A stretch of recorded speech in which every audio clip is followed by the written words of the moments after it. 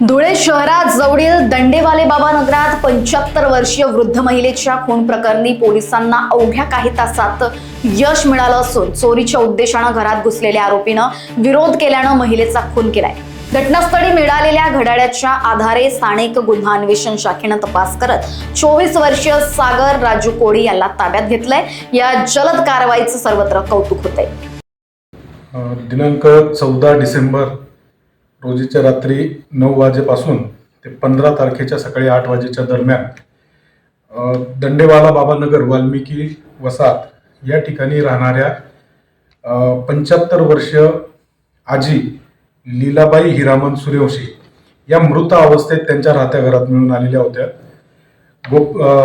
Police station येथे माहिती मिळाल्यानंतर त्या ठिकाणी तात्काळ मोहाडी पोलीस स्टेशन येथील सर्व अधिकारी स्टाफ, स्थानिक गुन्हे शाखा धुळे येथील अधिकारी व स्टाफ तसेच जिल्ह्याचे पोलीस अधीक्षक श्री धिवरे सर, अपर पोलीस अधीक्षक देवरे सर, सिटी डिव्हिजनचे डीवायएसपी राजकुमार उपासे व इतर अधिकारी कर्मचारी यांनी घटनास्थळी भेट दिली।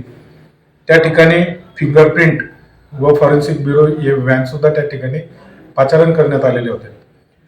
घटनास्थळावर मृत महिलेच्या जवळ एक मनगटात घालण्याचे घड्याळ दिसून आलेले होते।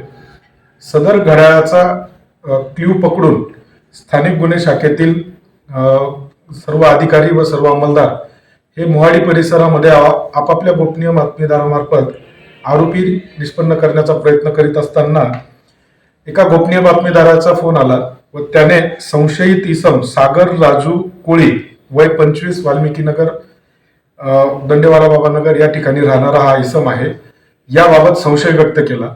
लोकवाहिनी मीडियाकरिता ब्युरो रिपोर्ट धुळे।